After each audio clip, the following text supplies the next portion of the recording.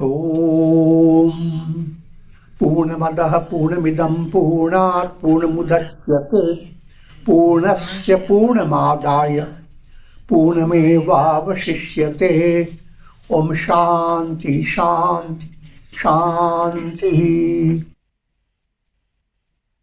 Om Brahmanandam Param Sukhadam Kevalam Jnana Murtim Dvandvatītam Gagana Sadrisham Tattvamasya Laksham Ekam Nityam Vimalamachalam Sarvadhi Sakshi Bhutam Bhavatītam Trigunarahitam Sadgurum Tam Namami. Om. Adorations to Sadguru, who is Brahman, the giver of supreme bliss, embodiment of pure consciousness, one without a second, vast as the ether, infinite, eternal, beyond the three gunas and their modifications, the supreme preceptor. Yoga Vasishtha Nirvana Prakarana Purvardha, section 23 continues, is practice of vichar for dispelling the fear of death, mortality virus. Kagbhushundi continues to share his experience with sage Vasishtha. So the setting is presented in such a way that you cannot have any doubt about the authenticity. Sage talking to a sage.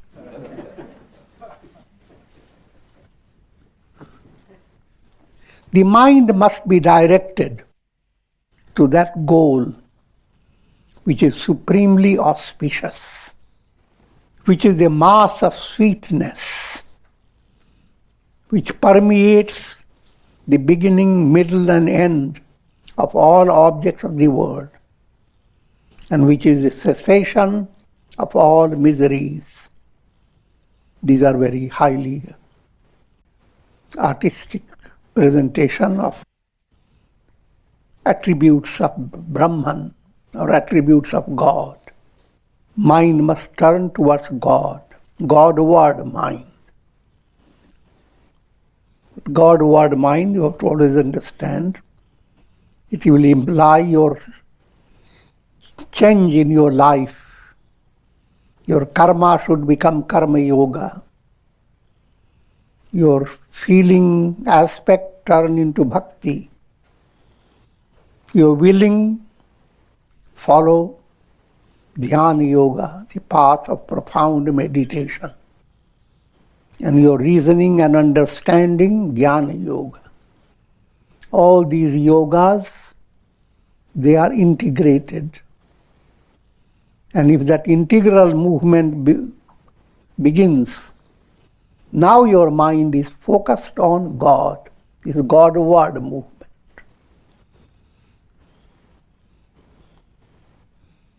And that movement, Godward, put it more in a simple way, every jiva is like a reflected self,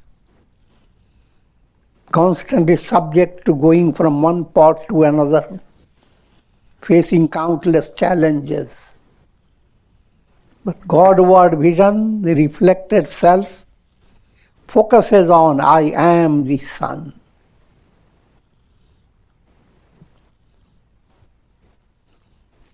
And that movement is supremely auspicious, called Mangalam. Mangalam Bhagavan Vishnu. Mangalam Guru Radhvaja. So there are so many prayers that invoke God for Mangal. Sarva Mangala Mangalye, Shive Sarvartha Sadhike, Sharanye Triyambake Gauri, Narayani Namostute. It's a very inspiring term. Anytime you seek blessings, you want to hear the word Mangalam. Mangalahu. Source of all Mangalam what is termed as auspicious, not suspicious. Anything suspicious is amangal, amangalam. Auspicious, mangalam. Which is mass of sweetness. Madhur, Sanskrit word madhur. Ma, root letter of Ma relates to Ananda, Rama, God, Brahman. Dhur, your personality, your soul's movement is in a wheel. And the dhur is the axle. When God realization becomes the axle of all your movement, Madhur, how sweet.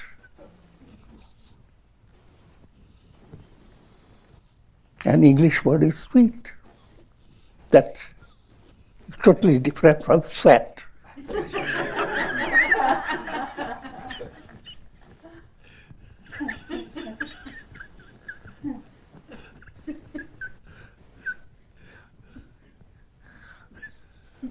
Sweat movement is uninspiring. Sweet, when your stressful movement becomes inspiring movement. How sweet.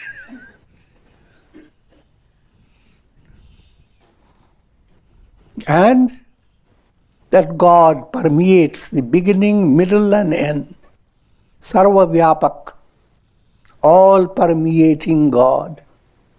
All this is a matter of mind to reflect upon. Mind hears it. Your intellect says, yes, that's the correct thing. But when it comes to your living your daily life, such an important point moves away from the mind. And whenever you relax, you start thinking of politics. I'm joking, but so many things these days.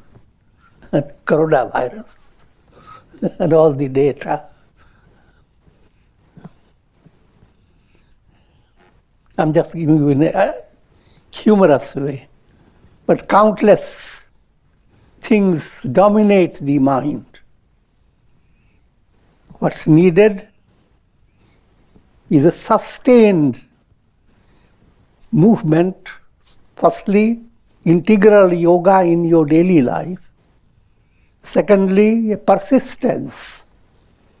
If you do a sadhana, if you do some vichar today, your mind is not so bright. But allow the statement to enter the mind. And if mind opposes, even this will pass away. All contradictory views will pass away. Your truth alone triumphs. So, create a sense of insistence. In the beginning, you are doing it with a stress, insistence. But as mind begins to relax, because the mind operates in different states, the moment the mind turns sattvic, it will become a source of inspiration and joy. It will make your whole day wonderful if you have vichar success.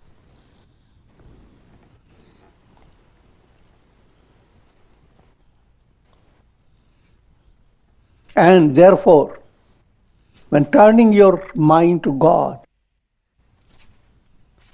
your mind should not get involved with, how did I practice this yesterday?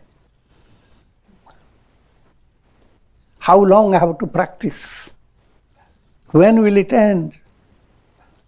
Or, now since my spiritual life is the most important life, I must go to the biggest pilgrimage center. How to plan it? Etc., etc. I do believe in spirituality. But these people don't give me the time.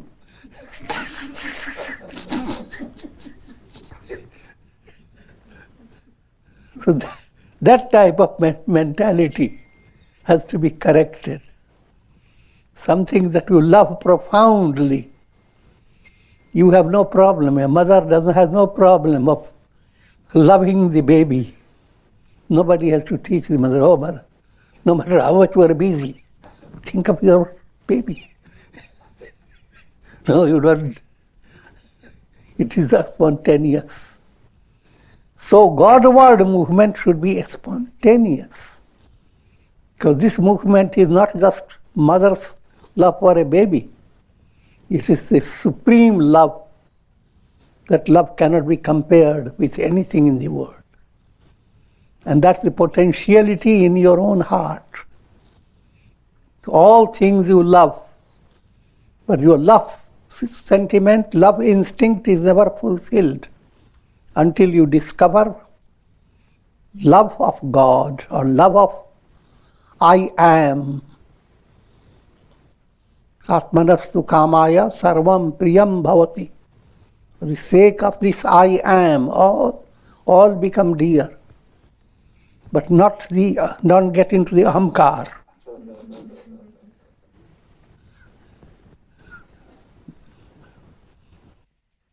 That's the source of all ahamkar.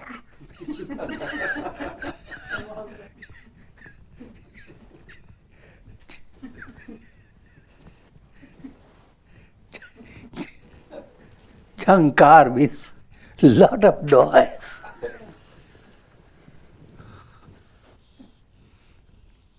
And that God where miseries terminate forever. One should direct one's mind.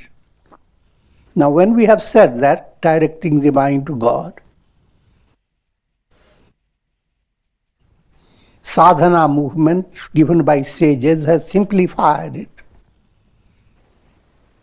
Adopt your Ishta mantra.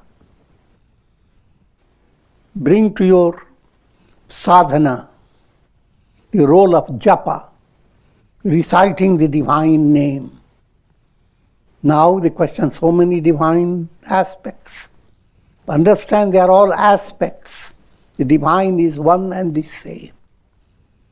However, choose any mantra, but your mantra should be a channel for ananya bhakti, devotion to God and God alone. It should not distract you. And that mantra becomes an inspiration for succeeding as karma yogi, as bhakti yogi, as dhyana yogi, and as jnana yogi. One should direct one's mind to that which is of the form of supreme blessedness, Paramananda, which is ever uncontradicted in the three periods of time, Achyuta and Abhyaya, immutable, absolute, which is adored by saints and sages.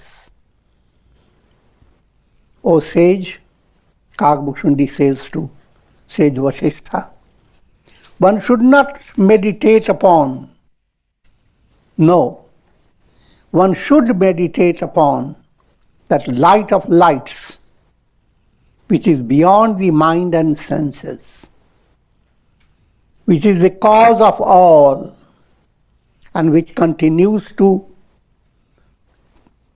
constitutes the highest fortune for the soul. Indeed, there is no fortune greater than the attainment of self-realization. All this statement points to Upanishadic teaching of light of lights. While inquiring into who am I, if you pursue the statement light of lights first, what makes you experience the world as real? the light of your senses, as if the senses are the lights. But what makes the senses operate? Mind. So now you are understanding the series. One set of light, behind that there is another source of light. And that light has another light. And mind is lit up by intellect, buddhi. Buddhi is lit up by Hiranyagarbha, cosmic mind. Cosmic mind is lit up by the absolute self. Just like all illuminations, they are all lit up by the sun. And the sun is the reality behind all illuminations. Similarly, behind all your experiences, Brahman is the reality. All your experiences are reflections in the lake of consciousness. Every experience comes and goes, but it occurs in the realm of your awareness. You become aware of a whole set of things, and the whole set of things moves away. Then you become aware of another set of things. One dream comes, and while you dream, you don't have any conflict with it. Nothing of it is real, but then it seems completely real. But at the same time, one dream goes away, another dream comes. Similarly, from childhood up till now, so many things have come and gone. And you don't have to think of big timing. Even one single day, so many changes have occurred in your awareness, practical awareness, but not intrinsic awareness. Intrinsic awareness is pure Chaitanya. That Chaitanya remains unruffled. Reflections shuffle and ruffle. So just like if you have profound love, a mother loves the baby, in spite of all functional activities, love of baby remains firm. Put it in a jnana way. All things that you experience, they come and go. But the consciousness, prajnanam Brahma, that's the absolute reality. And once your mind has envisioned that, there will be no doubt about your whole spiritual sadhana. The sadhana gains strength and momentum. Even the fortunes of gods and demons, as well as of numerous celestial beings, are insignificant compared to the fortune of self-realization.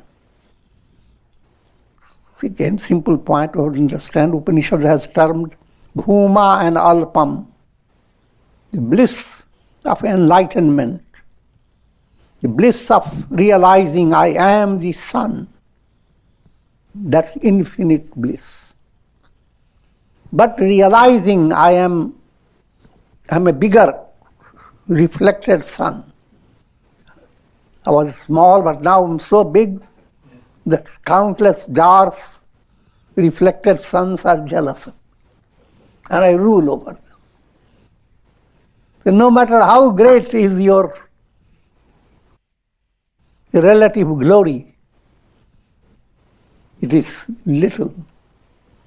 It is in the realm of transience. All this is perishable. And your fortunes are in 3 stages. Tamasic fortune is demoniac fortune.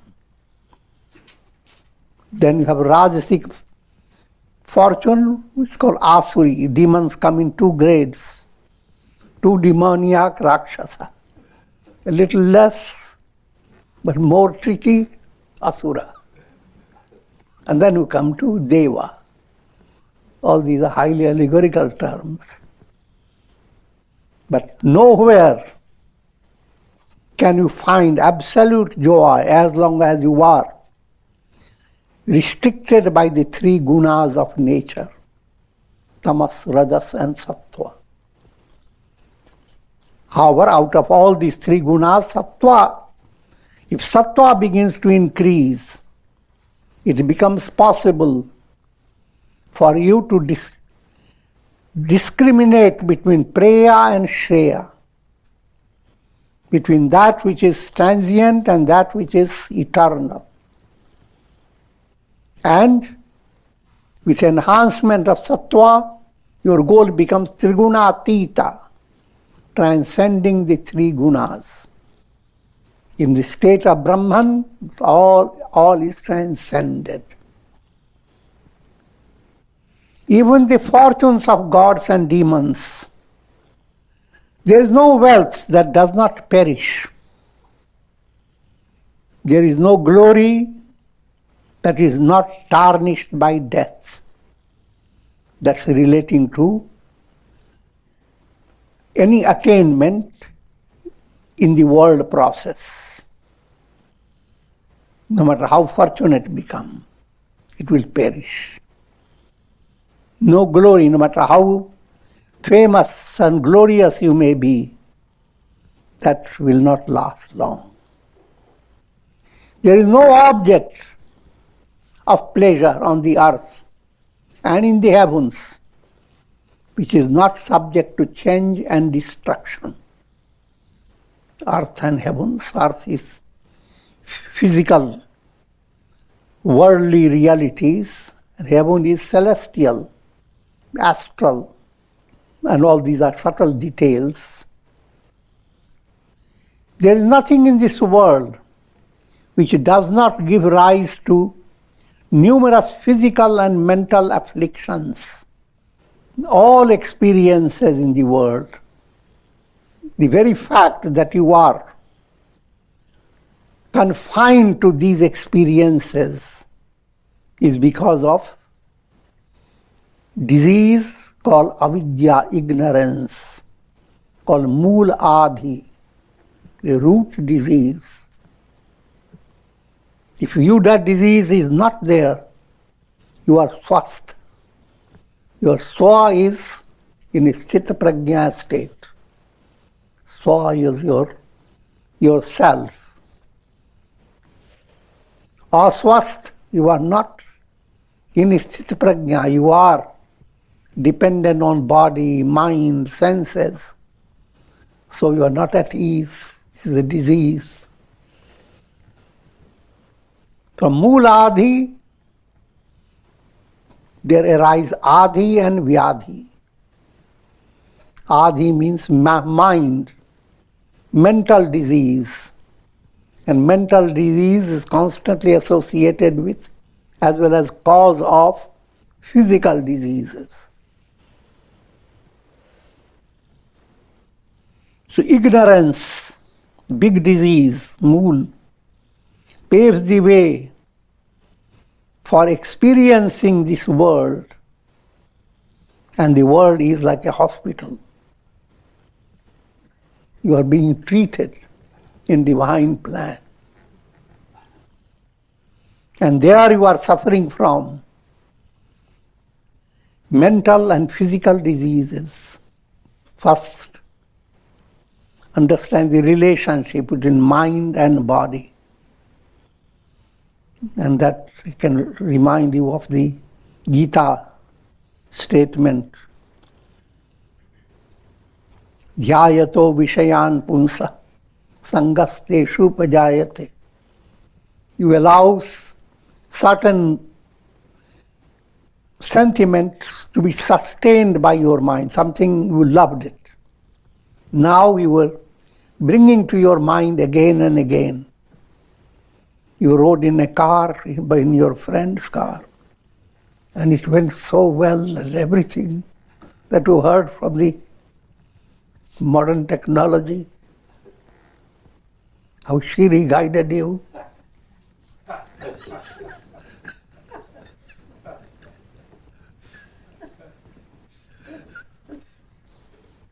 And you begin to go on thinking about how wonderful, how wonderful. That's called dhyayato vishayan punsa. Now, what happens? Your mind becomes sick, addicted. It doesn't have any room for relaxation. It has created only one channel for experiencing joyousness. And as you become so dependent, sangat sanjayate kamah, now you are constantly full of desire. Even if you are gaining what you want to multiply it. Kamat krodho vijayate. And when you see your desires fulfilled, you are not at rest. Either you are elated or you are depressed. You are elated, you are jumping up and down without caring for whether your feet will sustain the jumps or not.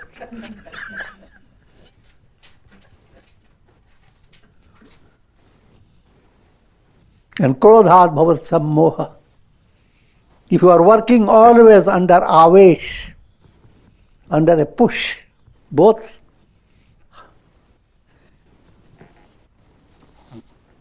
joy and sorrow, harsh vishad, both create in your mind avesh. Avesh means sudden temper. Do some activity but with certain temper behind it, not rationality. And that causes smriti bhransha. Smriti means your spiritual recall, how much you recall your source. You are soul, not body. How much you recall your soul status. And if you advance, soul is not individual, it's Brahman. So the process of recall terminates in realization, Aham Brahmasmi, I am Brahman. I'm giving you advanced meaning of those things. And if you can't do all this, then Smriti Bhranshat Vinashyati, Buddhi Nasho, your intellect will not be purposeful. You have all the ingredients, you have the intellect, the guiding light, and the chariot driver of your personality. But that intellect, you have insulted it to such an extent that it has closed the door. And that's called vinash, vinashyati. There is nothing to be gained by the numerous desires that continue to mold the mind in different forms. Every desire molds your mind, your whole mind becomes colored.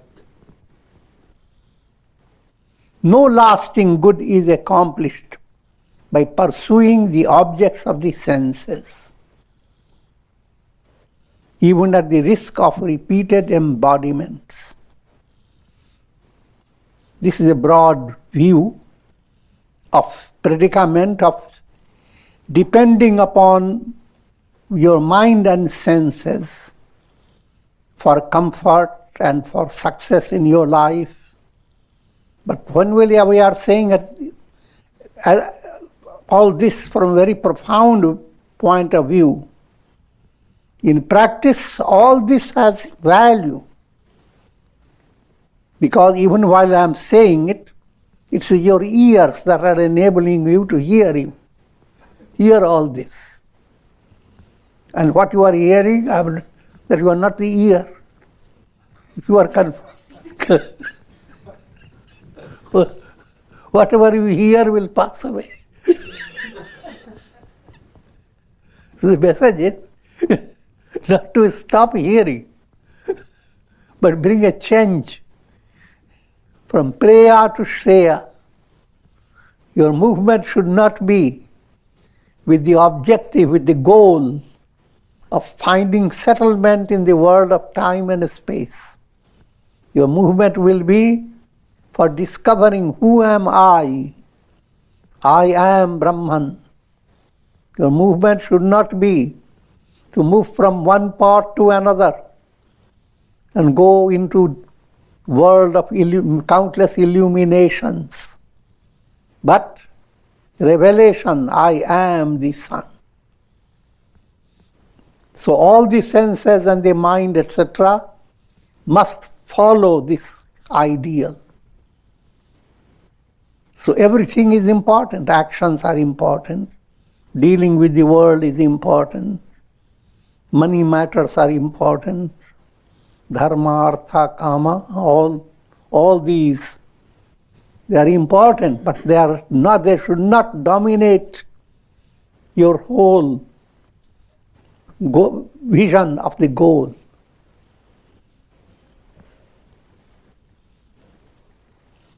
No lasting good is realized by acquiring the knowledge of the perishable objects of the world.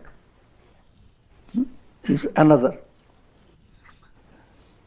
All learning that you are getting from colleges, schools, kindergartens, and all universities and all channels of the greatest of knowledge, super science, science, all that you are getting, no lasting good can be attained. This is called aparavidya and paravidya. All that the world can provide to you, knowledge in the form of intellectual understanding, in the state of enlightenment, all this is transcended. All this moves away.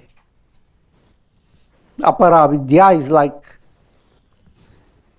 going after the stories of reflected suns.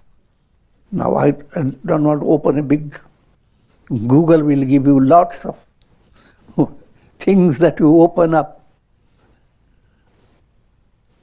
The world of history, the world of geology, the world of astronomy, and so forth, countless worlds, and countless types of knowledge. But at the same time, I have explained already that while you are progressing, all that is practically needed as in your sadhana. But sadhana, they are needed only to lead you to the transcendent goal. If they are not leading you to the transcendent goal, and you are sticking with your sadhana stage, then that's not success, divine success. In other words, all that I am saying, whenever we emphasize the whole world is nothing, neti neti, don't make yourself feel that it is such a simple thing. I will not look at anything from tomorrow.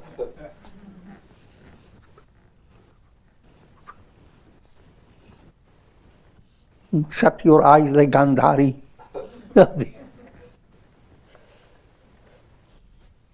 So the scriptures speak of two types of vidya, knowledge. One is called apara vidya, lower knowledge. Lower knowledge is all types of knowledge that you receive in schools and colleges. Paravidya, supreme knowledge. Knowledge that you gain by satsanga, by scriptures such as Upanishads, Gita, Brahma Sutras. That again, not just in the state of intellectual understanding, but intuitional revelation. Once intuitional revelation has come, Even the scriptures, etc., they move away. Bandhan, mukti, bondage, release, scriptures, and so many details, they all drop out. But they drop out spontaneously. You don't have to drop them out. Even the desire to perpetuate one's bodily existence for a long, long time is a mere vanity. And yet it is so instinctive in human mind that all blessings are live long. Solution to that is, yes, live as long as you can, but live purposefully. Live for fulfilling the purpose, not just live. So many creatures live.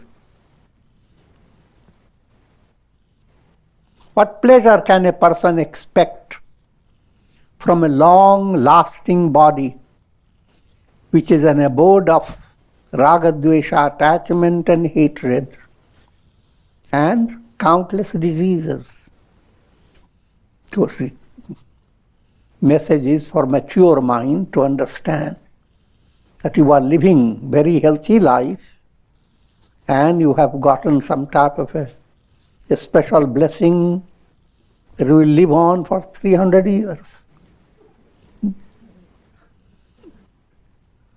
Now it's matter of, to the masses, to the world, matter of great fortune, matter of great enjoyment. But what is enjoyment? Since you have all that, and suppose you have no enemies, all friends, the whole world is completely under your control. Nobody will obey you. Taittiriya Upanishad presents this type of argument. But even that is only a little tiny drop compared to the bliss of Brahman. But come back to more practical reality. Long life doesn't mean that you are full of blessings.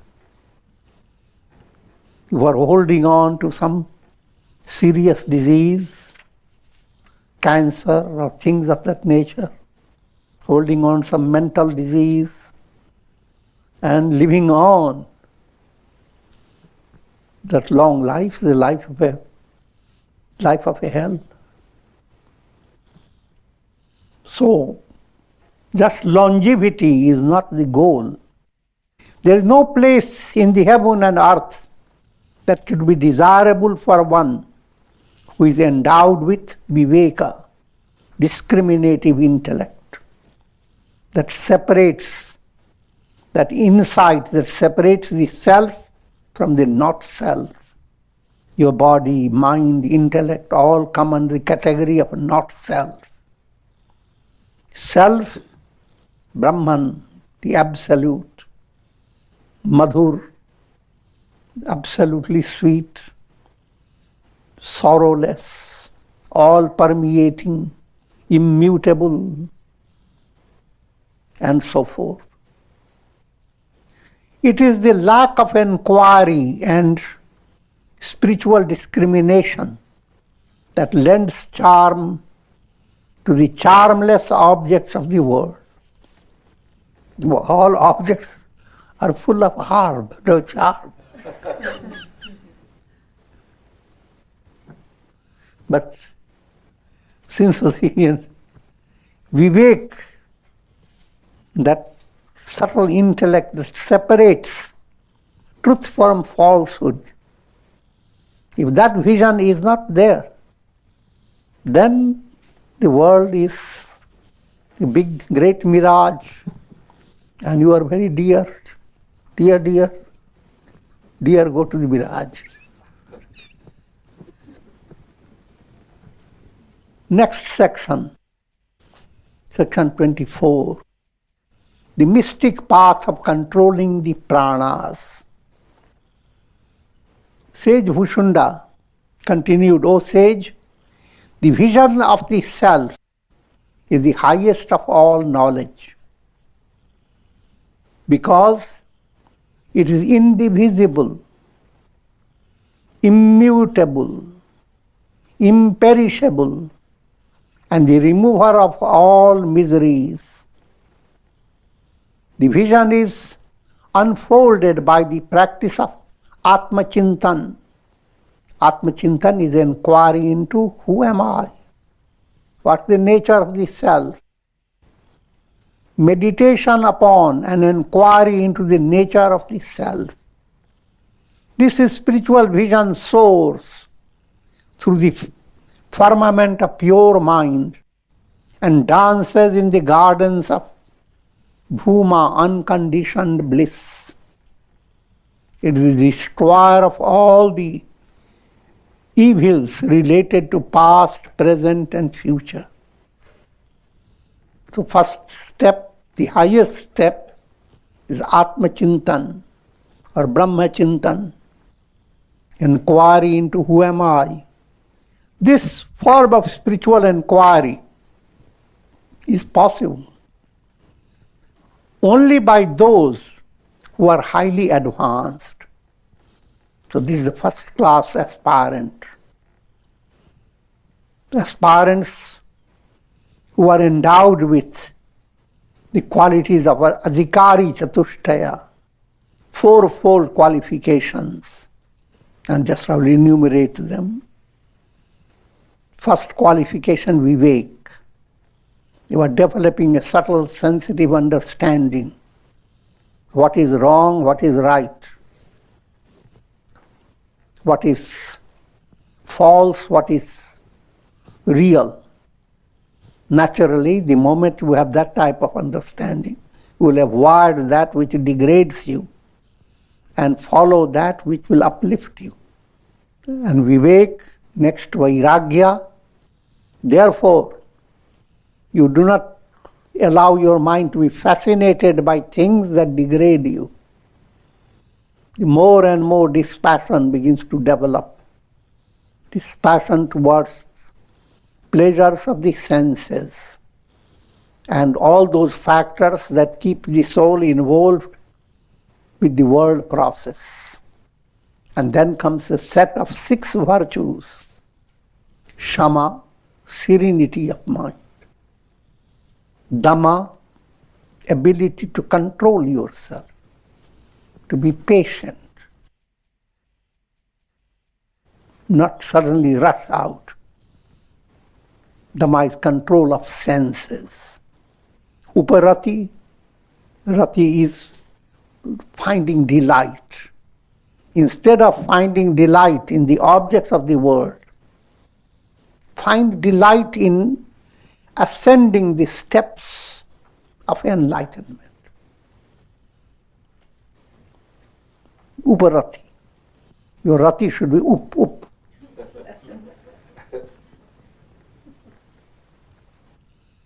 Titiksha. Practice of endurance. Shraddha, faith. And samadhan.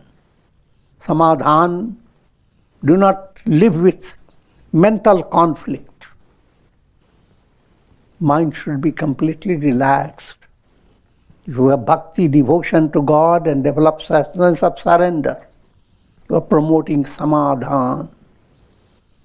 And as spiritual understanding advances, the truth is Brahman, and you are essentially Brahman. You are like the sky. The sky doesn't get messed up by all things that happen through the clouds. Similarly, you are always essentially Brahman, and whatsoever is presented in your life, it's not going to take you away from that goal. So you don't dive into ocean of despair. So all this together is called Shat Sampat, 6 qualities. And fourth is called mumukshutva, burning aspiration. Burning, don't take it literally. Like burning thirst. Burning means the statement is kind of a tragic statement. Burning aspiration is a tremendous joy for the soul. When the lion has looked at the deer, his target, he is so much delighted. The burning aspiration. The eyes begin to shine up, and so forth. I'm giving very joking aspect. But whenever we say burning aspiration, people create a different color. That we look at the world, it becomes so stressful, it's all useless. And strain yourself only to remember God. Not this. That's not burning aspiration. That's false hunger. Now, in order to secure your Atma Chintan in a profound way and give success to it, what is needed is Prana Chintan.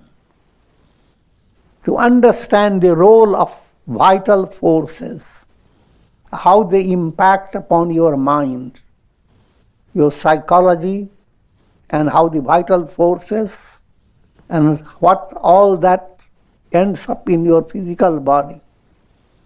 Just a simple guideline. Your body chemistry is profoundly linked to your mental state. When joy comes in your mind, immediately nourishment begins to flow in your body in a very subtle way. When sorrow comes into your mind, immediately many centers in your body begins to become devitalized. Vitality begins is withdrawn. So your body is constantly under the influence of your psychic states of mind. And these psychological problems, they are called Adi, mental diseases. And Adi is behind Vyadhis, all the Vyadhi, physical diseases, mental troubles, and all that because of ignorance, called root disease, Mool Vyadhi. And when we talk of physical disease, medical science is limited. The Vedic science, physical disease implies the type of circumstance or situation that you draw to yourself. You don't do it so easily, it's led by karma. The type of life you live. If you have lived a sorrowful life, constantly sharing your sorrow, creating a satsanga of sorrow.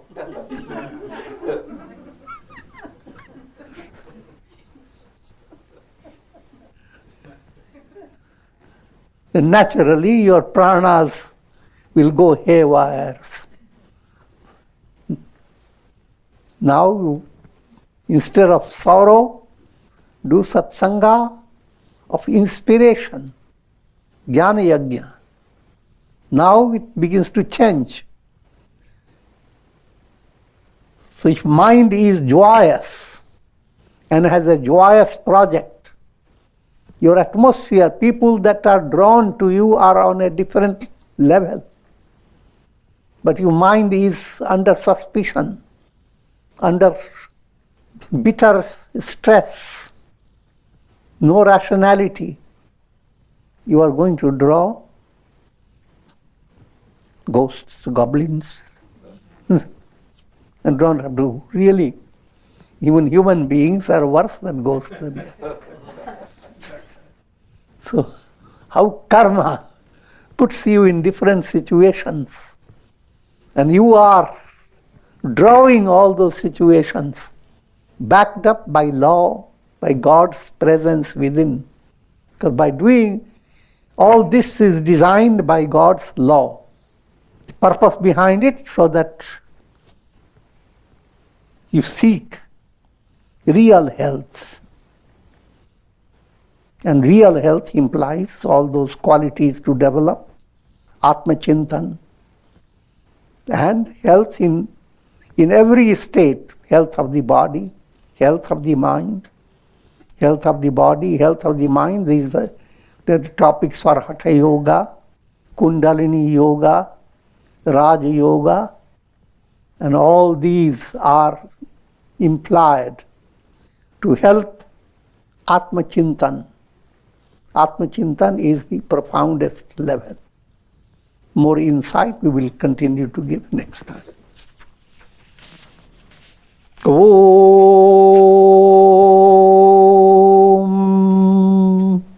Ram Ram Ram Ram Ram Ram Ram Ram Om Namah Shivaya Om Namah Shivaya Om.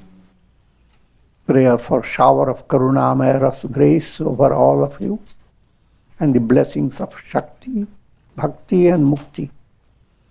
Om Trayambakam Yajamahe Sugandhim Pushti Vardhanam Urvarukum Vabandhanan Mrityor Mukshyamamritat. Om Sarve Bhavantu Sukhina Sarve Santu Niramaya Sarve Bhadrani Pashyantu Ma Kashchid Dukha Bhag Bhavet Asato Ma Sadgamaya Tamso Ma Jyotirgamaya Mrityor Ma Mritam Gamaya. Om Purnamadaha Purnamidam Purnat Purnamudachyate Purnasya Purnamadaya Purnamevavashishyate. Om Shanti Shanti Shanti. Hari Om Tat Sat.